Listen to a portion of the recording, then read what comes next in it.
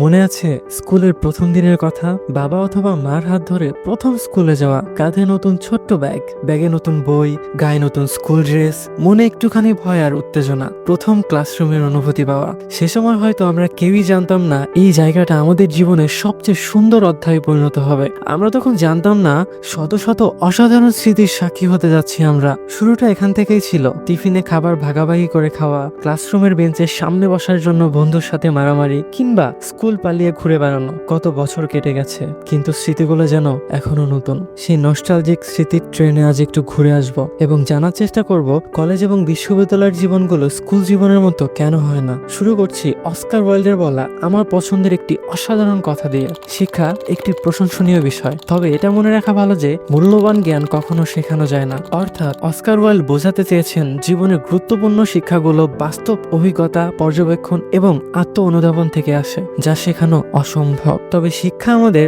আজকের ভিডিওর আলোচ্য বিষয় না। আমরা স্কুল জীবনে ফিরে যাই। কনকনে শীতের সকাল, ঘড়িতে সময় 8টা অথবা 9টা। হাই স্কুল ড্রেস পরে স্কুল মাঠে কাঁপতে কাঁপতে পিটির লাইনে দাঁড়িয়ে আছেন। হঠাৎ পেছন থেকে একটি বেতের বাড়ি, তার সঙ্গে মোটা গলায় ভেসে আসা কথা, সোজা হয়ে দাঁড়াও, কারণ পিটিতে লাইন দেখে দাঁড়িয়ে আছেন। জাতীয় সঙ্গীত গাইবার সময় বন্ধুরা মিলে সাউন্ড না করে শুধু ঠোঁট মিলিয়ে যাওয়া, কিংবা লিরিক্স ভুল করে জোরে জোরে জাতীয় সঙ্গীত গাওয়া। বন্ধুরা মিলে হাসাহাসি করার সেই মুহূর্তগুলো মনে পড়লে আজও হয়তো নস্টালজিক লাগে। অথচ এখন আমার সোনার বাংলা, আমি তোমায় ভালোবাসি বললেই গায়ে কেমন কাটা দিয়ে ওঠে। পিটি শেষে মাঠ থেকে দৌড়ে ক্লাসরুমে যাওয়া, এই যেন এক দৌড় প্রতিযোগিতা। মাঠ থেকে ক্লাসরুমের বেঞ্চ পর্যন্ত কার আগে কে পৌঁছতে পারে। মনে আছে সামনের বেঞ্চে বন্ধুর জন্য সিট রেখে দেয়া, বেঞ্চের কোনায় বসার জন্য বন্ধুর সাথে মারামারি করা, তোরা কাল স্কুলে না আসলে আমিও আসবো না। এই লাইনটা হয়তো আমরা সবাই সে সময় প্রায় বলেছি। 5 টাকার ঝালমুড়ি কিনে বন্ধুরা সবাই শেয়ার করে একসাথে খাওয়া, টিফিন টাইমে কে কি খাবার এনেছে চেক করা এবং একটু একটু করে ভাগাভাগি করে খাওয়া, কিংবা লুকিয়ে লুকিয়ে বন্ধুর টিফিন খেয়ে ফেলা। কি অসাধারণ মুহূর্ত ছিল, তাই না? মনে আছে বিটিভিতে প্রচারিত হওয়া সিজন 4 কার্টুন সিরিজের কথা, কিংবা আলিফ লায়লা, অথবা রবিবারে চাঁদের বুড়ি ম্যাজিক ম্যান দেখার জন্য সেদিন স্কুলেই না যাওয়া, কিংবা সিএনএ টম এন্ড জেরি অথবা স্পাইডারম্যান কার্টুন দেখার জন্য টিভির সামনে বসে থাকা, বসে বসে অপেক্ষা করা কখন শুরু হবে। তার সাথে মায়ের বকুনি তো আছেই। সে সময় স্মার্টফোন এবং দ্রুতগতির ইন্টারনেট না থাকায় সিজন 4 কিংবা পছন্দের কার্টুন সিরিজ দেখার জন্য অপেক্ষা করতে হতো প্রায় টানা 1 সপ্তাহ।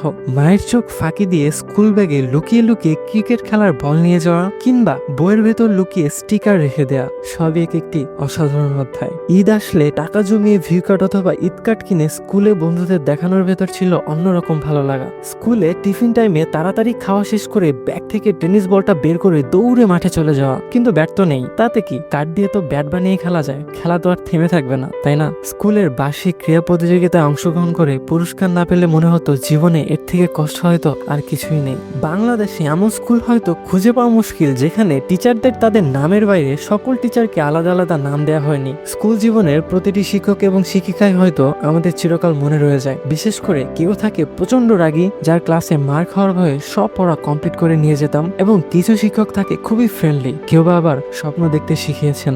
স্কুলের দপ্তরিদের চোখ ফাঁকি দিয়ে দেয়াল টপকে স্কুল পালানোর সময় হয়তো বা আমরা কেউ ভাবিনি জীবনের সবচেয়ে চমৎকার মুহূর্ত অতিবাহিত করছি আমরা। আজ আমরা বড় হয়েছি, বন্ধুগুলো একসাথে নেই, জীবনের প্রয়োজনে সবাই ভিন্ন ভিন্ন জায়গায় রয়েছে, কেউ কেউ দেশের বাইরে, কেউ বা আলাদা আলাদা শহরে। বছরে একবার হয়তো বা ভাগ্য ভালো থাকলে ঈদে অনেকের সাথেই দেখা হয়। কলেজ এবং বিশ্ববিদ্যালয়ের জীবনগুলো কাজের চাপ, ক্যারিয়ারের দুশ্চিন্তা, দায়িত্ব নিতে শেখা, সবকিছুর বেড়াজালে স্কুলের মতো রঙিন হয়ে ওঠে না। নিঃস্বার্থ বন্ধুগুলো হয়তো বা আমরা স্কুল জীবনেই পেয়ে থাকি। স্কুল জীবন শেষ হয়ে যায়, কিন্তু স্মৃতিগুলো রয়ে যায় আজীবন। আপনার স্কুল জীবনের কাটানো সবচেয়ে সুন্দর মুহূর্ত কি ছিল? আশা করি কমেন্ট করে জানাবেন। ভিডিওটি ভালো লাগলে আপনার স্কুলের বন্ধুর সাথে শেয়ার করতে ভুলবেন না। কথা হবে পরের ভিডিওতে। ধন্যবাদ।